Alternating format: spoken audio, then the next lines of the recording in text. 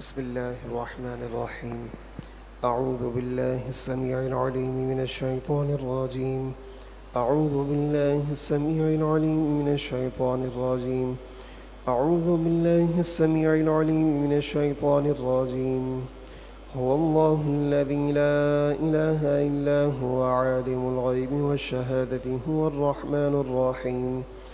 هو الله الذي لا إله إلا هو الملك القدوس السلام المؤمن المهيمن العزيز الجبار المتكبر سبحان الله عما يشركون. هو الله الخالق البارئ المصور له الأسماء الحسنى يسبح له ما في السماوات والأرض وهو العزيز الحكيم.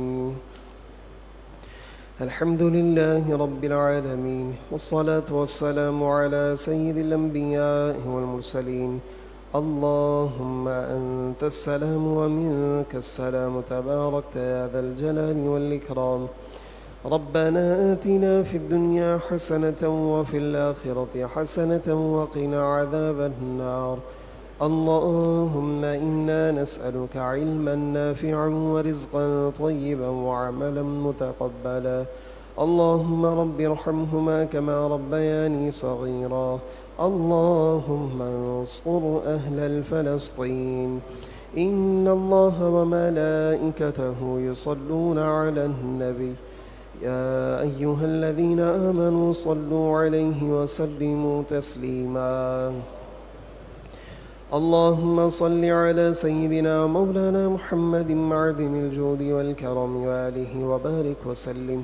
سبحان ربك رب العزة عما يصفون وسلام على المرسلين والحمد لله رب العالمين. آمين. لا إله إلا الله محمد رسول الله.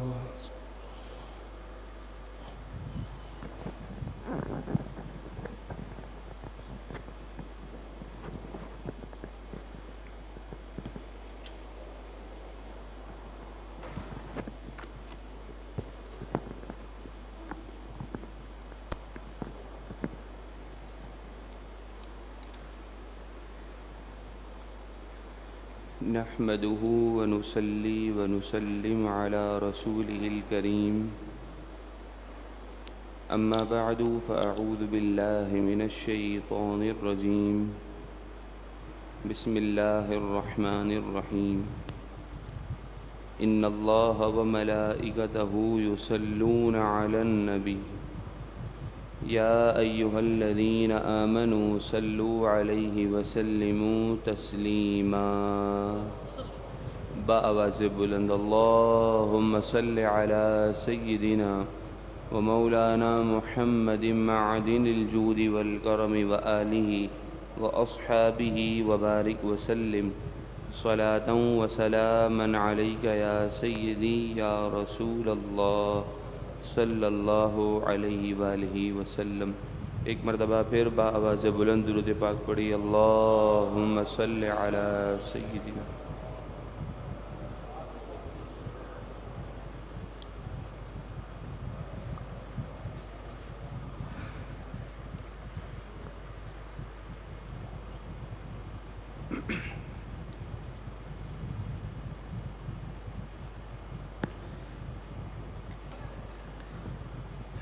آج کے درس قرآن مجید فرقان حمید کا آغاز سورہ نساء کی آیت نمبر 64 سے ہوا چاہتا ہے. یہ آیت کریمہ ہم گناہگار مسلمانوں کے لیے ایک بہت بڑا سہارا ہے. ہم جیسے گناہگار نافرمانوں کے لیے یہ آیت مبارکہ ایک دلی تسکین اور خاص کر نبی پاک علیہ الصلاۃ والسلام سے محبت کا ایک اہم ترین ذریعہ ہے. اس آیت مبارکہ کا نمبر آپ یاد ہی رکھیے گا. آیت نمبر 64 ہے. آیت نمبر ارشاد ربانی ہے وما ارسلنا من رسول الا لیطاع باذن اللہ. ہم نے کوئی بھی رسول نہیں بھیجے مگر اسی لیے بھیجے کہ ان کی فرما برداری کی جائے، اطاعت کی جائے اللہ تبارک و تعالی کے حکم سے۔ رسولوں کی تشریف آوری کا مقصد ہی یہی ہوتا ہے کہ قوم، امتی ان کی تعلیمات کو فالو کرے، ان کی فرما برداری اختیار کرے۔ وَلَوْ أَنَّهُمْ إِذ ظَّلَمُوا أَنفُسَهُمْ، اور اگر جب وہ اپنی جانوں پر ظلم کر بیٹھیں، جاؤکا، تو اے پیارے محبوب یہ آپ کے در پر حاضر ہو جائیں، فاستغفروا اللہ، پھر وہ اللہ تبارک و تعالی سے اپنے گناہوں کی بخشش چاہیں، آپ کے دربار پہ آ کر اللہ تعالی سے استغفار کریں، کیا ہمارا کام ہو جائے گا اس طرح سے؟ گناہگار نافرمان اپنے گناہوں کے ساتھ حضور کے دربار میں پہنچ گیا، پہلی چیز۔ پھر فرمایا پہنچنے کے بعد تم اپنے گناہوں کو یاد کرو، استغفار کرو، وہ بھی کر لیا۔ ہونا تو یہ چاہیے تھا کہ چلیں حضور کے دربار میں بھی پہنچ گئے، اللہ سے گناہوں کی معافی بھی طلب کر لی، لیکن اب بھی ہمارے گناہوں کی معافی نہیں ہوئی ہے، ابھی بھی ہمارے گناہ نہیں بخشے گئے ہیں۔ کیوں؟ کیونکہ فرمایا وَاسْتَغْفَرَ لَهُمُ الرَّسُولُ، پھر رسول صلی اللہ علیہ وآلہ وسلم ان گناہ گاروں کے لیے معافی اور بخشش اللہ تعالیٰ سے چاہیں، اللہ تعالیٰ کی بارگاہ میں نبی پاک علیہ الصلاۃ والسلام گناہ گار امتیوں کے لیے دعائے مغفرت اور بخشش فرمائیں۔ پھر کیا ہوگا؟ حضور کرم نوازی فرمائیں گے تو لوجد اللہ تواب الرحیم، تو اے مسلمانوں پھر اللہ تبارک و تعالیٰ کو تم خوب توبہ قبول فرمانے والا، خوب مہربان پاؤ گے۔ اس آیت کریمہ میں نبی پاک علیہ الصلاۃ والسلام کی خوب بلند و بالا شان و عظمت بیان کی گئی ہے کہ فرمایا نبی پاک علیہ الصلاۃ والسلام کے دربار میں حاضر ہو کر تم اپنے گناہوں کی معافی مانگو۔ حالانکہ گناہوں کی معافی تو کسی بھی جگہ پر بیٹھ کر کی جا سکتی ہے، لیکن فرمایا جاؤکا، اے محبوب آپ کے دربار میں حاضری دیں گے۔ معلوم یہ ہوا کہ اللہ تبارک و تعالیٰ کے یہاں نبی پاک علیہ الصلاۃ والسلام بہت بڑا دعاؤں کی قبولیت کا وسیلہ ہیں، ورنہ اللہ تبارک و تعالیٰ بندوں سے بہت زیادہ قریب ہے۔ فرمایا وَنَحْنُ أَقْرَبُ إِلَيْهِ مِنْ حَبْلِ الْوَرِيدِ، سورہ قاف میں، شہ رگ سے زیادہ قریب ہے اللہ تعالیٰ۔ لیکن فرمایا جہاں پر بات آئے گی منوانے کی، گناہوں کی معافی کی، تمہاری حاجتوں کی تکمیل کی، تو وہاں میرے محبوب کے دربار سے، میرے محبوب کے وسیلے سے ہوتے ہوئے آؤ گے تو پھر میں تمہاروں پر بھی کرم نوازی فرما دوں گا۔ نبی پاک علیہ الصلاۃ والسلام کی شان و عظمت کا یہاں سے معلوم ہوا، تو پتہ یہ چلا کہ ایمان کی جان رسول اللہ علیہ الصلاۃ والسلام کی ذات ہے، ایمان کی جان رسول اللہ علیہ الصلاۃ والسلام کی ذات ہے۔ تفاسیر میں یہاں پر ایک بہت ہی بہترین واقعہ لکھا ہے کہ نبی پاک علیہ الصلاۃ والسلام کے وصال ظاہری کے بعد ایک اعرابی مدینہ منورہ حاضر ہوا اور اس آیت کی کثرت سے تلاوت کرنے لگا، وَلَوْ أَنَّهُمْ إِذ ظَّلَمُوا أَنفُسَهُمْ جَاءُوكَ، اور عرض گزار ہوا کہ یا رسول اللہ ہم نے تو قرآن میں یہ بات سنی ہے کہ نافرمان آپ کے دربار پر حاضر ہوں، آپ اللہ تعالیٰ سے ان کے گناہوں کی بخشش چاہیں تو رب کرم فرما دیتا ہے۔ میں نے گناہ کیا ہے، میں نے آپ کی نافرمانی کی ہے، کرم نوازی فرما دیں۔ یہ اعرابی حضور علیہ الصلاۃ والسلام کی بارگاہ مبارکہ میں پہنچ کر اس آیت کی کثرت سے تلاوت کرنے لگا۔ تفسیر مدارک یہ وہ تفسیر ہے کہ جو اپنے اور غیر سب میں پڑھائی جا رہی ہوتی ہے۔ تفسیر جلالین کے حاشیے میں تفسیر مدارک کے حوالے سے یہ بات لکھی ہے کہ وہ اعرابی حضور کے روضہ اقدس کے پاس جب یہ عرضی پیش کر رہا تھا تو عین اسی موقع پر قبر انور سے آواز آئی قد غفر لک، اے اعرابی جا تیری بخشش کر دی گئی ہے۔ بات ہے عقیدے کی، بات ہے محبت کی۔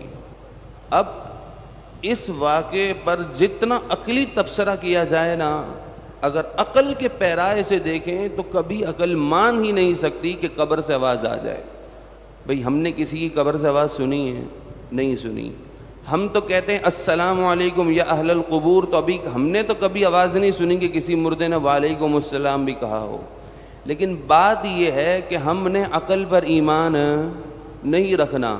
سرکار دو عالم علیہ السلام قرآن موجود ہے، بس قرآن نے کہہ دیا کہ مردے سنتے ہیں، مردے جو کافر مردے ہیں، قرآن مجید کی آیتیں آئیں گی آگے سپارہ 8 میں 9 میں، کہ وہ کافر جو اللہ رسول کے دشمن ہیں، وہ کافر مرنے کے بعد نبیوں کے کلام کو سنتے ہیں۔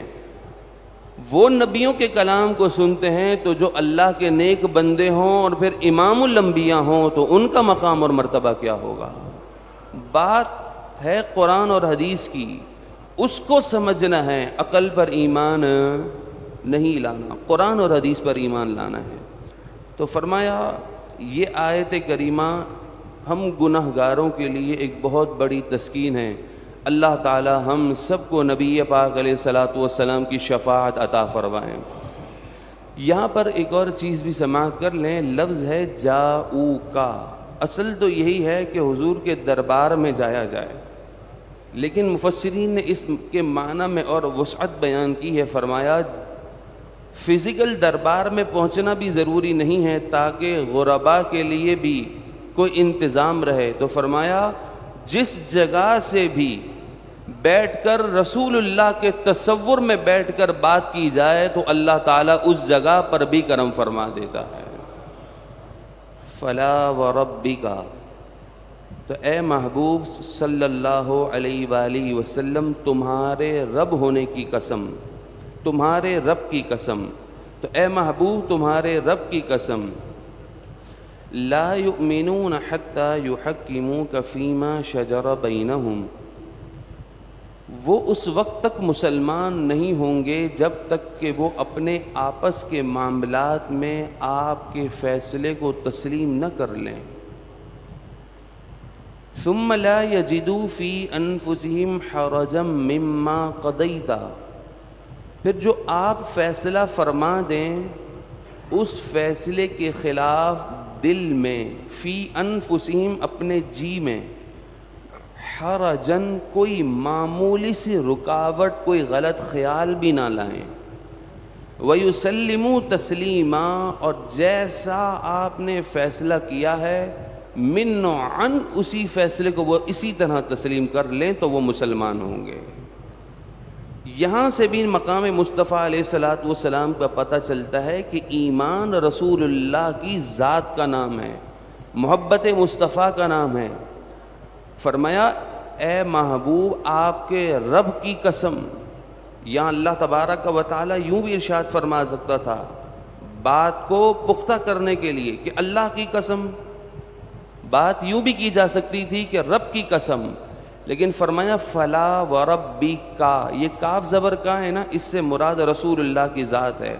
آپ کے رب کی قسم، یعنی اللہ تبارک و تعالی ہمیں بھی یہ بتانا چاہ رہا ہے کہ میرا رب ہونا بھی تمہیں پتہ چل رہا ہے تو وہ مصطفیٰ کی ذات سے پتہ چل رہا ہے۔ آپ کے رب کی قسم، کس بات پر قسم ہے؟ کہ جب تک کہ محبوب وہ آپ کو اپنے درمیان میں قاضی مقرر نہ کر لیں، جو فیصلہ آپ کریں من عن تسلیم کریں، آپ کے فیصلے کے خلاف دل میں کوئی غلط خیال بھی نہ لائیں۔ آپ اندازہ لگائیں حضور کی ذات مبارکہ کا معاملہ کتنا حساس ہے، جو حضور نے فیصلہ کر دیا اس کے خلاف جی میں کوئی خیال بھی نہیں آنا چاہیے، حرجن معمولی رکاوٹ بھی کہ یہ فیصلہ ہمارے خلاف کیوں ہو گیا، ذرہ برابر بھی جی میں اگر کوئی خیال آ گیا تو تمہارا ایمان ضائع ہو جائے گا۔ تو ایمان کو اگر سلامت چاہتے ہو، ایمان کی سلامتی چاہتے ہو تو بس ذات مصطفیٰ کو لازم پکڑ لو، دامن مصطفیٰ میں آ جاؤ۔ جو دامن مصطفیٰ میں آتا ہے اسے ایمان پر ثابت قدمی نصیب ہو جاتی ہے۔ آگے بھی یہی اسی مفہوم کی آیت ہے، وَلَوْ أَنَّا كَتَبْنَا عَلَيْهِمْ، اور اگر ہم ان پر فرض کر دیتے کہ أَنِ اقْتُلُوا أَنفُسَكُمْ، اپنے آپ کو قتل کرو، أَوْ اخْرُجُوا مِن دِيَارِكُمْ، یا تم اپنے آپ کو گھروں سے نکالو، تو مَا فَعَلُوهُ إِلَّا قَلِيلٌ مِّنْهُمْ، تو یہ کام بہت تھوڑے سے لوگ ہی ان میں سے کرتے ہیں۔ جس طرح کہ بنی اسرائیلیوں کو مصر شہر سے نکالا گیا اور ان کی توبہ کی قبولیت کے بارے میں کہا گیا کہ تمہاری توبہ اسی وقت قبول ہوگی جب تم اپنے آپ کو قتل کر دو گے، تو کہا اگر یہ کام ان کے اوپر لازم کر دیں تو یہ کام بہت ہی تھوڑے لوگ کریں گے۔ وَلَوْ أَنَّهُمْ فَعَلُوا مَا يُوعَظُونَ بِهِ، اور اگر وہ کام کرتے کہ جس کی انہیں نصیحت کی گئی، یعنی رسول اللہ کی اطاعت اور فرما برداری، حضور کی اطاعت اور فرما برداری والا کام کرتے، تو اطاعت مصطفیٰ حضور علیہ السلام کی فرما برداری کا ثمرہ، نتیجہ یہ ہے، قرآن نے کہا لَكَانَ خَيْرًا لَهُمْ، حضور کی اطاعت اور فرما برداری کرنا یہ ان کے لیے خوب بہتر تھا۔ وَأَشَدَّ تَثْبِيتًا، اور ان کے دلوں میں ایمان حضور کی اطاعت اور فرما برداری کرنے سے خوب جم جاتا، ایمان پختہ ہو جاتا، دلوں میں ایمان نقش ہو جاتا۔ تو کیا پتہ چلا، ہم جو ایمان کی ثابت قدمی کے لیے خاتمہ بالخیر کی دعا کرتے ہیں، خاتمہ بالخیر یہ پوشیدہ ہے اطاعت مصطفیٰ میں، اطاعت مصطفیٰ میں، رسول اللہ کی فرما برداری کرنے میں۔ فرمایا وَأَشَدَّ تَثْبِيتًا، ثابت یعنی ایمان ثابت ہو جائے گا، نقش ہو جائے گا، کس وقت؟ جب تم رسول اللہ علیہ السلام کی فرما برداری کرو گے۔ تو پھر یہ مفہوم واضح ہو گیا کہ ایمان اگر ہے نام کسی چیز کا تو وہ محبت مصطفیٰ کا ہے، ذات مصطفیٰ کا ہے، اطاعت مصطفیٰ علیہ السلام کا ہے۔ پھر فرمایا وَإِذًا لَآتَيْنَاهُم مِّن لَّدُنَّا أَجْرًا عَظِيمًا، تو اس وقت جب تم رسول اللہ کی اطاعت اور فرما برداری کرو تو رب فرماتا ہے اب تم نے اتنا بڑا مقام حاصل کر لیا ہے اطاعت مصطفیٰ کی بدولت، تو فرمایا اب ضرور بالضرور ہم تمہیں اپنی جانب سے بہت بڑا اجر و ثواب عطا کریں گے۔ یہ اجر و ثواب کیوں مل رہا ہے؟ فقط اطاعت مصطفیٰ علیہ السلام کی بدولت۔ اور کیا ہے اطاعت مصطفیٰ کا دوسرا فائدہ؟ دعا کرتے ہیں نا اہدنا الصراط المستقیم، اے اللہ ہمیں صراط مستقیم پر چلا۔ صراط مستقیم پر چلنا ہے، کس چیز کو فالو کریں کہ صراط مستقیم پہ چلیں گے؟ دیکھ لی آیت آ گئی وَلَهَدَيْنَاهُمْ صِرَاطًا مُسْتَقِيمًا، جو رسول اللہ کی اطاعت اور فرما برداری کرے گا، حضور کی محبت دل میں رکھے گا، تو ضرور ہم اسے صراط مستقیم کے رستے پر ہدایت دے دیں گے۔ صراط مستقیم بھی حضور کی اطاعت اور فرما برداری کا نام ہے۔ ایمان کی ثابت قدمی چاہتے ہو، رسول اللہ کی اطاعت اور فرما برداری محبت میں مبتلا ہو جاؤ۔ ہر چیز قرآن کے اندر اگر غور کریں، جہاں سے بھی آئیں گے، وہ ہمارے استاد صاحب فرماتے تھے بندہ جدھر سے بھی آئے گا آگے رسول اللہ کی ذات مبارکہ ہی ہوگی۔ وَمَن يُطِعِ اللَّهَ وَالرَّسُولَ، اور جو اللہ اور اس کے رسول کی اطاعت فرما برداری کرے، فَأُولَئِكَ مَعَ الَّذِينَ، تو ایسی مبارک جماعت پر اتنی کرم نوازی ہوتی ہے۔ فرمایا فَأُولَئِكَ مَعَ الَّذِينَ أَنْعَمَ اللَّهُ عَلَيْهِمْ، تو یہ وہ مبارک جماعت ہے کہ اس مبارک جماعت کو ساتھ ملے گا ان لوگوں کا جن پر اللہ تعالیٰ نے انعام فرمایا۔ وہ کون ہیں؟ نبیین، انبیاء ہیں، والصدیقین، صدیقین ہیں، والشہداء، شہداء ہیں، والصالحین، اور اللہ کے نیک صالح بندے ہیں۔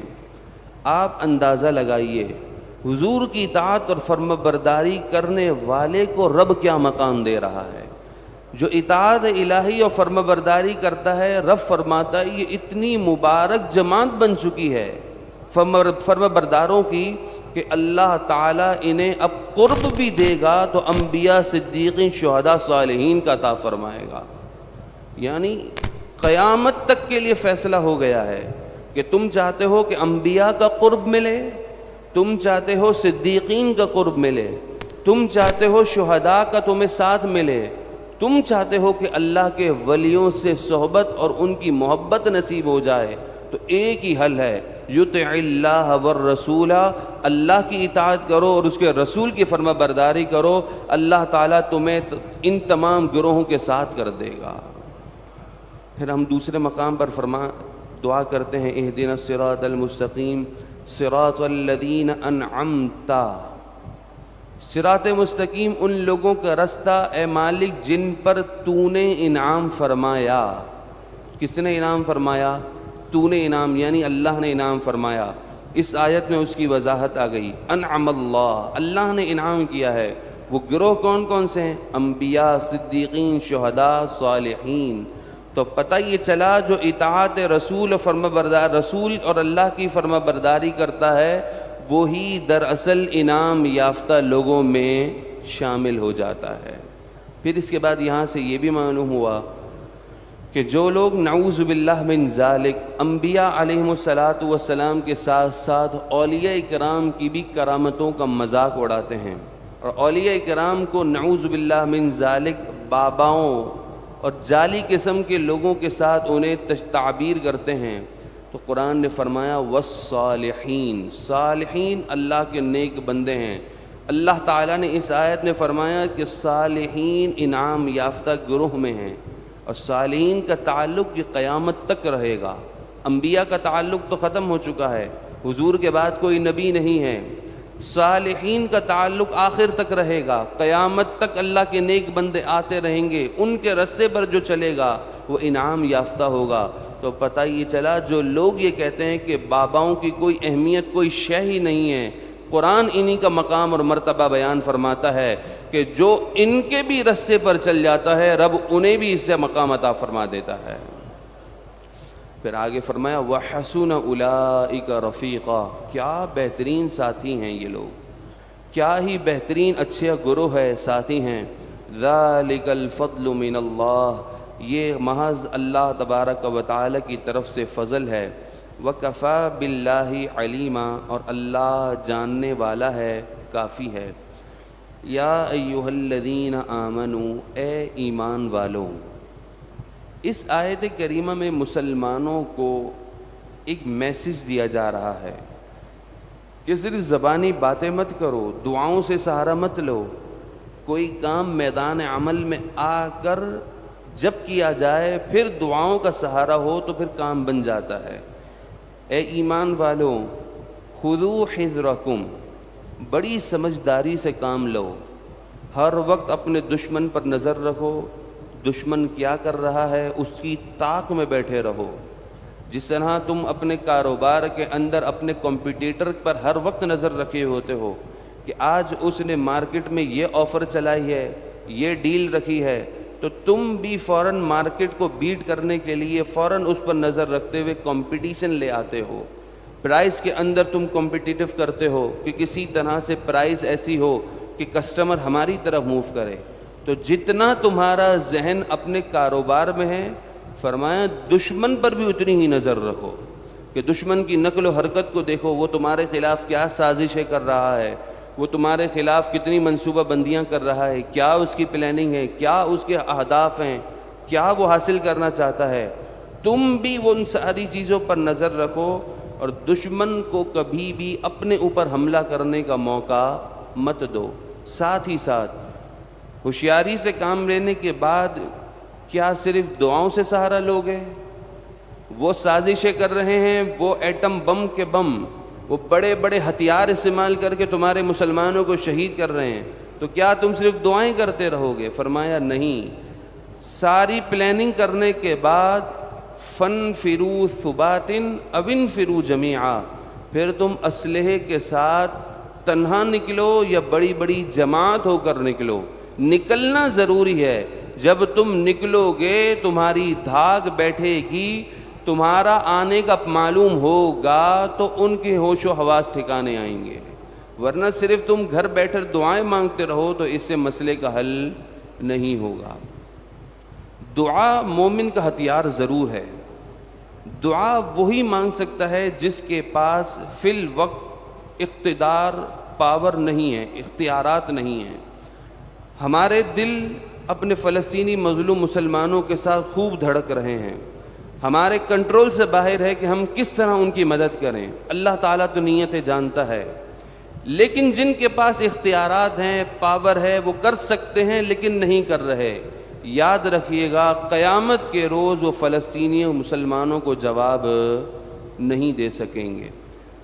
اللہ تعالیٰ سے ہم یہ دعا ضرور کرتے ہیں کہ اے اللہ جن کے پاس طاقتیں ہیں انہیں غیرت ایمانی عطا فرما، انہیں مسلمانوں کا درد عطا فرما، ان کے اندر جہاد کی حرکت پیدا فرما، انہیں جواں مردی کے ساتھ، جرأت شجاعت کے ساتھ مسلمانوں کا ساتھ دینے کی توفیق عطا فرما۔ آمین آمین ثم آمین۔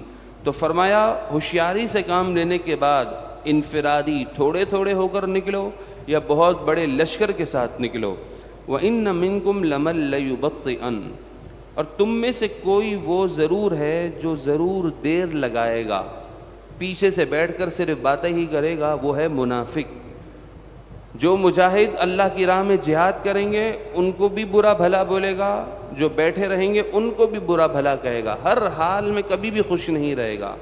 پھر کہتا ہے فَإِنْ أَصَابَتْكُمْ مُصِيبَةٌ، پھر اے مسلمانوں اگر تمہیں کوئی مصیبت پہنچے، تم میں سے کوئی شہید ہو جائے، وقتی طور پر مصیبت آ جائے، نقصان ہو جائے جہاد میں، قال، تو کہتا ہے قد انعم اللہ علی اذ لم اکن معہم شہیدا، تو منافق کہتا ہے کہ اللہ تعالیٰ نے مجھ پر بڑا احسان فرمایا، بڑا مجھ پر کرم نوازی ہوئی ہے کہ میں ان کے ساتھ موجود نہیں تھا میدان جہاد میں۔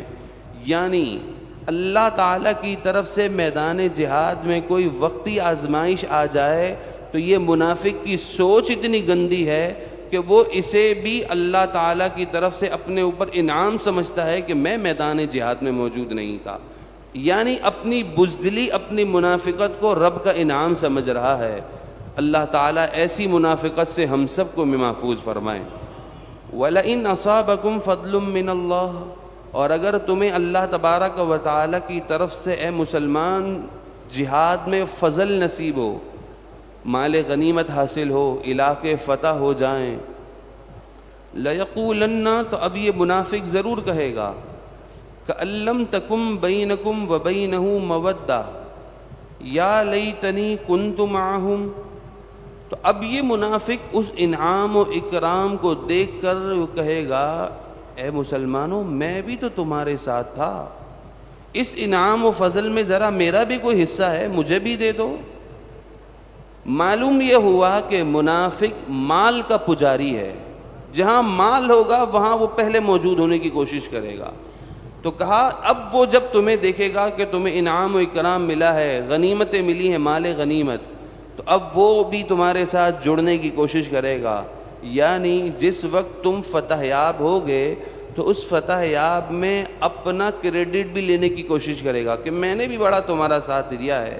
حالانکہ یہ وہی منافق ہے کہ جس وقت تمہیں مصیبت پہنچی تھی تو مصیبت پہنچنے کی صورت میں وہ تو ایسے ہو گیا تھا جیسے اس کا تم سے کوئی رشتہ دوستی تھی ہی نہیں، اتنا انجان بنا ہوا تھا، صرف نظر آنکھیں چراتا تھا، لیکن جب مال کی باری آئی تو تمہارے ساتھ کھڑا ہے اور کہتا ہے فَأَفُوزَ فَوْزًا عَظِيمًا، اور ساتھ ہی کہتا ہے تو بس میں نے بھی بڑی مراد پالی ہے، یعنی میں بھی تمہارے ساتھ شامل ہوا تو میں بھی کامیاب ہو گیا۔ فَلْيُقَاتِلْ فِي سَبِيلِ اللَّهِ الَّذِينَ يَشْرُونَ الْحَيَاةَ الدُّنْيَا بِالْآخِرَةِ، تو پس چاہیے اللہ کی راہ میں جہاد کریں وہ لوگ جنہوں نے دنیا کی زندگی کو بیچ کر آخرت کو خرید لیا، اللہ تبارک و تعالی سے سودا کیا، تجارت کی، آخرت کو خرید لیا۔ وَمَن يُقَاتِلْ فِي سَبِيلِ اللَّهِ، اور جو اللہ کی راہ میں جہاد کرے، فَيُقْتَلْ، پھر وہ شہید ہو جائے، او یغلب، یا وہ غالب آ جائے یعنی غازی اسلام بن جائے، بہر دونوں صورتوں میں فسوف نؤتیہ اجرا عظیما، ہم اسے اپنی جانب سے بہت بڑا اجر عطا کریں گے۔ اب جو آیت کریمہ ہیں، اس آیت کریمہ میں آج کے لیے ہمارا بہت بڑا درس ہے۔ صرف ترجمہ ہوگا اور پورا آپ ذہن میں رکھیے گا کہ آج ہمارے فلسطینی مسلمان ہمیں پکار رہے ہیں کہ آؤ ہماری مدد کے لیے، لیکن اس وقت امت مسلمہ غیرت سے خالی بے حس ہو کر سوئی ہوئی ہے۔ قرآن مجید فرقان حمید کے ارشاد ہے وَمَا لَكُمْ لَا تُقَاتِلُونَ فِي سَبِيلِ اللَّهِ، اے مسلمانوں تمہیں کیا ہو گیا ہے، کیوں تم اللہ تبارک و تعالی کی راہ میں جہاد نہیں کرتے؟ ہوا اس طرح تھا کہ مکہ مکرمہ میں مسلمانوں کی جماعت کے کچھ لوگ کافروں کے ظلم کے تحت اس طرف دب چکے تھے، اس طرح دب چکے تھے کہ ان پر بے تحاشا ظلم ہو رہا تھا۔ تو جب مکے کے مسلمان جن پر ظلم ہو رہا تھا تو انہوں نے نبی پاک علیہ الصلاۃ والسلام کو مدد کے لیے پکارا۔ جب انہیں مدد کے لیے پکارا تو سرکار دو عالم صلی اللہ علیہ وآلہ وسلم نے ان ظالم سے انہیں بچانے کے لیے ان مظلوم کی داد رسی فرماتے ہوئے قافلہ روانہ کیا، اور ان مسلمانوں نے جا کر اپنے مسلمان بھائیوں کی مدد کی تو اللہ تعالیٰ نے مسلمانوں کو فتح مکہ عطا فرما دیا۔ تو وہاں سے فتح مکہ کے بعد خیر عافیت کے ساتھ دوبارہ آ گئے۔ اس آیت کریمہ کا ترجمہ اور مفہوم اب ذہن میں رکھتے ہوئے فلسطین کے مظلوم مسلمانوں پر غور کیجیے گا کہ فرمائیں اے مسلمانوں تمہیں کیا ہو گیا ہے، کیوں تم اللہ کی راہ میں جہاد نہیں کرتے؟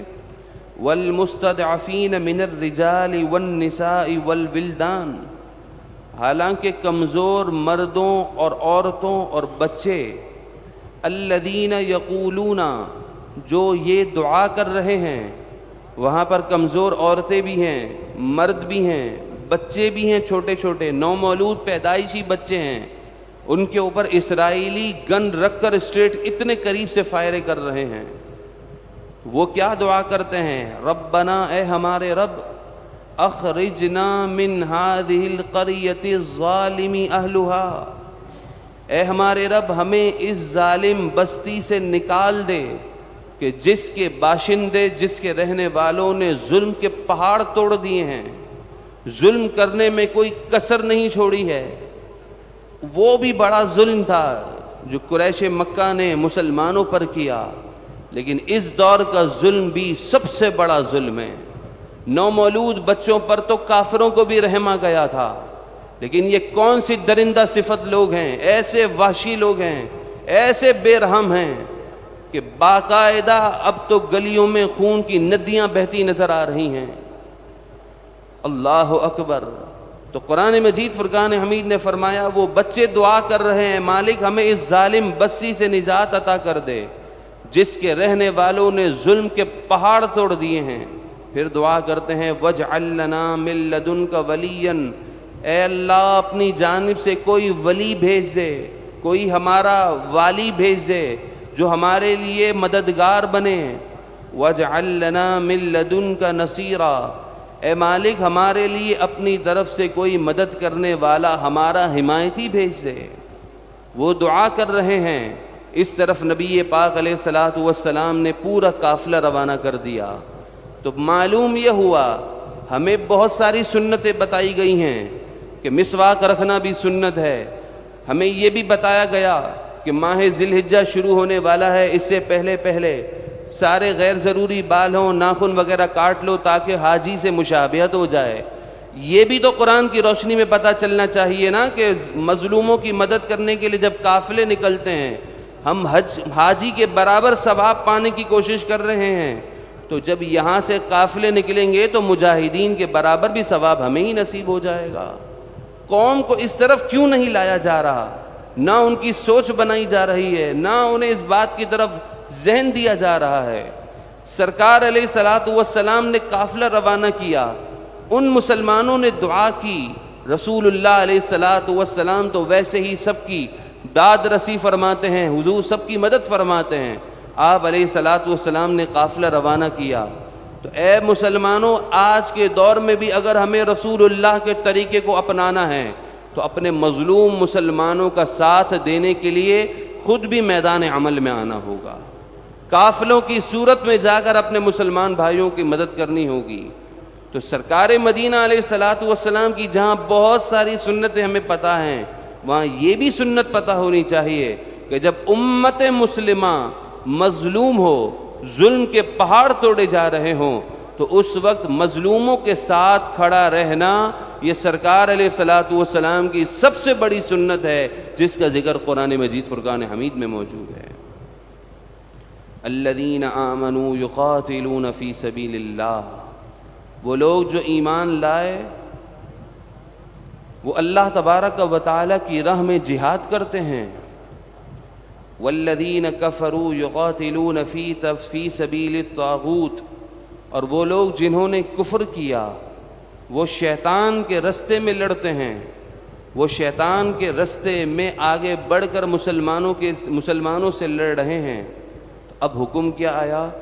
فقاتلوا اولیاء الشیطان، جتنے بھی شیطان ہیں اور اس کے کارندے ہیں، مسلمانوں کے دشمن ہیں، اے مسلمانوں فقاتلوا، ان کو جا کر قتل کر دو، ان کے ساتھ بیٹھ کر باتیں کرنے، یاریاں ڈالنے، ڈیل بنانے، ملک کیسے چلے گا، اس کی حاجت نہیں رہی ہے ملک کو۔ اب ملک کو اسی بات کی حاجت ہے کہ جا کر دین اسلام کے دشمنوں سے جنگ کرو، جنگ کرنے میں ہی تمہارے لیے عافیت ہے۔ فقاتلوا اولیاء الشیطان، شیطان کے جتنے اولیاء ہیں، کارندے ہیں، ان کو جا کر قتل کر دو۔ یاد رکھنا، جہاد میں کبھی بزدلی مت دکھانا، یہ جہاد نام ہی شیروں والوں کا ہے، جہاد نام ہی جواں مردی کا ہے، مردوں کی مردانگی میدان جہاد میں معلوم ہوتی ہے، نہ کہ عورتوں پر غصہ کرنے، گھر میں توڑ پھوڑ کرنے سے۔ نہیں، میدان عمل میں بات آگے جا کر کرنا ہی مردانگی ہے۔ تو تم کبھی خوف نہیں کرنا کہ کفار کی بہت بڑی تعداد ہے، وہ ہم پر حملہ کریں گے تو ہم دب جائیں گے۔ نہیں، قرآن کا وعدہ سچا ہے۔ فرمایا ان کید الشیطان کان ضعیفا، اے مسلمانوں سنو، بس بات یہ ہے کہ تم آگے بڑھو، تم میدان عمل میں میدان تو لگاؤ۔ شیطان کا بے شک مکر و فریب بہت ہی ضعیف ہے، کمزور ہے، تم میں بڑی طاقت ہے، تم اپنی طاقت کو استعمال تو کرو، تم آگے بڑھو گے، لوگوں کو پتہ چل جائے گا کہ اب امت مسلمہ بیدار ہو چکی ہے۔ آگے بڑھ کر اپنے مسلمانوں کی مدد کرو، اللہ تعالیٰ ہی تمہاری مدد فرمائے گا، وہ مسلمانوں کی ہی مدد فرماتا ہے اور وہ مسلمانوں کو ہی فتح عطا فرماتا ہے۔ اللہ تعالیٰ ہم سب کو اپنے مسلمان بھائیوں کا ہر جہت سے، ہر لحاظ سے ساتھ دینے کی توفیق عطا فرمائیں۔ اے مالک و مولا، اے پروردگار، ہم تمام کو عملی میدان میں جہاد کرنے کی توفیق عطا فرما۔ اے مالک و مولا، بزدلی کو ہم سے دور فرما، منافقت کو ہم سے دور فرما۔ اے مالک و مولا، اے پروردگار، اپنے مسلمان بھائیوں کا ساتھ دینے کی توفیق عطا فرما۔ اے مالک و مولا، اے پروردگار، ہمارے دل ان کے ساتھ ہیں، اے رب تو ہماری نیتوں کو جانتا ہے، کل قیامت والے دن اس معاملے میں ہماری گرفت نہ فرمانا۔ اے مالک و مولا، اے پروردگار، اے پروردگار، اے پروردگار، جتنے مسلمان وہاں پر جہاد کر رہے ہیں، اے رب کریم غیب سے ان کی مدد فرما۔ اے مالک و مولا، ان کے حملوں میں برکتیں عطا فرما، ان کے رعب اور دبدبے میں اضافہ فرما۔ اے مالک و مولا، جو شہید ہوئے ان کے درجات بلند فرما۔ اے مالک و مولا، ان کا جتنا نقصان ہوا، اے مالک و مولا، اپنے خاص خزانوں سے سب سے پہلے انہیں عطا فرما۔ اے مالک و مولا، انہیں خوشیاں عطا فرما۔ اے مالک و مولا، انہیں خوشحالی عطا فرما۔ اے مالک و مولا، ان کے سارے غموں کو دور فرما۔ اے مالک و مولا، ان کی نسلوں میں برکتیں عطا فرما۔ اے مالک و مولا، وہاں سے امت مسلمہ کو ایک شاندار قیادت عطا فرما۔ اے مالک و مولا، اے پروردگار، ہم تمام کو مسلمانوں کے قبلہ اول بیت المقدس کی حفاظت کے لیے میدان میں آنے کی توفیق عطا فرما۔ اے مالک و مولا، جن کے پاس طاقتیں ہیں انہیں طاقت استعمال کرنے کی توفیق عطا فرما۔ اے مالک و مولا، اے پروردگار، ہم سب کو غیرت ایمانی عطا فرما۔ اے مالک و مولا، غیرت ایمانی عطا فرما، احساس ذمہ داری نصیب فرما۔ اے مالک و مولا، بزدلی سے محفوظ فرما، بزدلوں سے محفوظ فرما، بزدلانہ سوچ و خیال سے محفوظ فرما، اے مالک و مولا بزدلوں کی صحبت سے محفوظ فرما، اے مالک و مولا امیر المجاہدین کے قدموں میں، اے مالک و مولا قدموں کی برکت سے ہمیں بھی جرت کا پیکر بنا دے، اے مالک و مولا امیر المجاہدین کے بیانات کو سن کر ہم سب کو جہاد پر جانے کی ترغیب عطا فرما، اے مالک و مولا اے پروردگار جتنے حاضر ہیں ہم سب کو قرآن مجید فرقان حمید کا نور عطا فرما، اے رب کریم اے مالک و مولا اے پروردگار دونوں جہاں کی عزتیں، نعمتیں، برکتیں، عافیتیں، سلامتیاں مقدر فرما، ہر دکھ، درد، رنج، غم، علم سے ہم سب کی حفاظت فرما، قرض اور مرض سے محفوظ فرما، اے مالک و مولا اے پروردگار ہماری تمام دعائیں، تمام آرزوئیں، تمام التجائیں محبوب کریم کے اٹھے ہوئے ہاتھوں کے صدقے پوری فرما، اے مالک و مولا ہم تمام کی دلی جائز تمنائیں، مرادیں، آرزوئیں پوری فرما، آمین آمین ثم آمین بجاہ النبی الامین صلی اللہ علیہ وآلہ وسلم برحمتک یا ارحم الراحمین۔ مولایا صلی وسلم دائما ابدا علی حبیبک خیر الخلق کلہم یا ربی بالمصطفى بلغ مقاصدنا واغفر لنا ما مضى يا واسع الكرم مولاي صل وسلم دائما ابدا على حبيبك خير الخلق